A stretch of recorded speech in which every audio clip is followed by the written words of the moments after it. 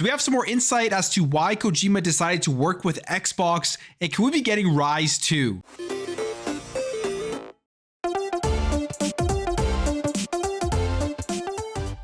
As we know, Kojima Productions are working on multiple games exclusives for PlayStation and an exclusive for Xbox. Death Stranding 2 was announced, and we know that it is a PlayStation exclusive, just like the first one, although that game did eventually make its way over to PC. So I would assume Death Stranding 2 is also going to make its way over to PC. I'm absolutely not a fan of that game. I tried playing it. I put in a good amount of hours into it. It's one of those games that I say is extremely boring. The concept, I guess you could say, is cool. Kojima likes to think that it's just a game that people don't understand. That's why they don't like it, but I just think it's a bad game. Honestly, I just think it's boring. It isn't fun, and games are supposed to be fun. And if there's no fun factor within a video game, no matter how intricate or deep the story is, no matter how cool the characters are, when you have Norman Reedus in there, I don't think it really matters. But that's just my opinion. I know a lot of people that actually do enjoy the game. Now, when it comes to Xbox and Kojima, we know he is working on a game that is going to be utilizing the cloud infrastructure that Xbox has. And he came out and talked about this and talked about why he chose Xbox for this game. So as we know, Kojima back in June of 2022 announced a partnership with Microsoft and said that he's wanting to use the cutting edge cloud technology to push a never before seen concept. Now, specifically when it comes to the upcoming project that he's working with Xbox on, Kojima has this to say: the project we're working on with Microsoft is one I have been thinking about for 5 or 6 years already. The project required infrastructure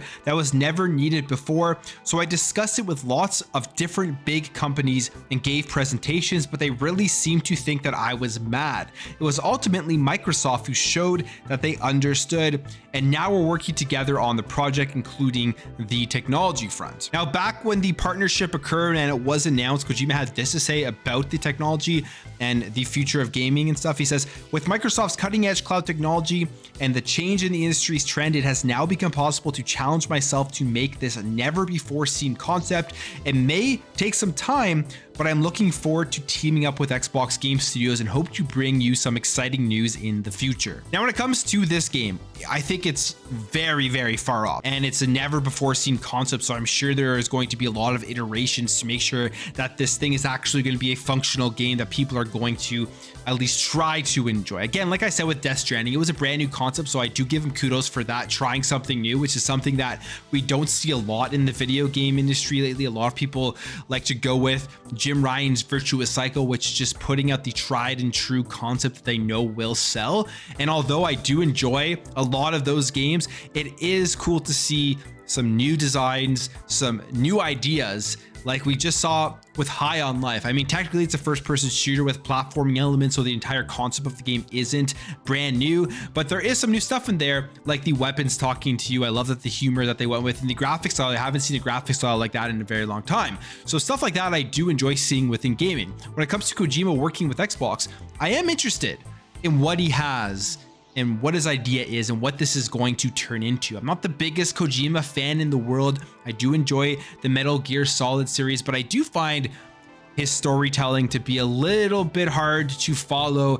And when they say here that Microsoft understood, I mean, I sort of believe them, but they probably were just like, this is a good opportunity to get Kojima over to Xbox to be able to make a game that is going to be unique, and on top of that is going to appeal to the Japanese market, which is a market that Xbox has a hard time breaking into. They have been improving this generation, but imagine a big new Kojima game on Xbox Game Pass available to be played through Xbox Cloud Gaming. I think that's going to have a huge effect, specifically in the Japanese market and the North American market, as Kojima is popular everywhere. So we'll wait and see what this game is. We'll wait and see what the concept is. I think it is a long way out. I mean, they're just in the discussions of the ideas. They're just in the discussions of how they can utilize the Xbox technology to make this game.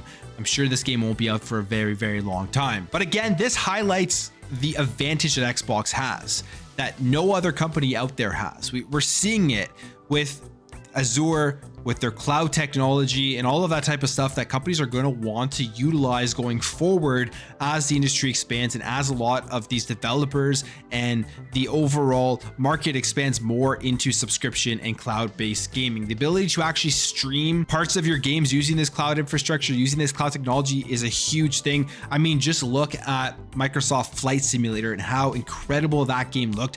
The game was able to run very well on the Xbox Series S, and a lot of it has to do with that cloud technology that Xbox has, and a lot of these other companies either haven't developed it enough or it's not even close to the level that Xbox has for the cloud. Now, next up, let's talk about Rise Son of Rome. If you played Rise Son of Rome when that game first released on the Xbox One, it was a launch title, I think you would have been blown away as to the jump over to that next generation, because I personally believe we haven't seen that massive jump between generations lately. Like, it's nothing that you really step back and think that you've never seen anything like this before. And Rise Son of Rome wasn't that, but it was a very nice upgrade from the Xbox 360. I feel like when we went from the OG Xbox to the 360, that was a huge jump and something that people will always remember.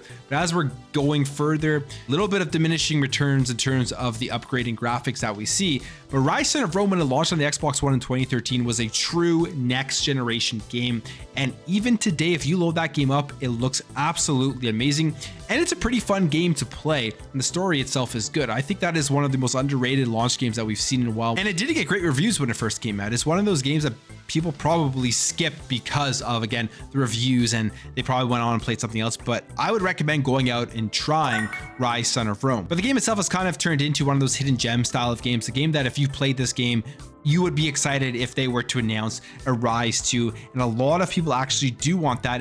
And potentially, I mean, take this with a completely grain of salt. It may mean absolutely nothing.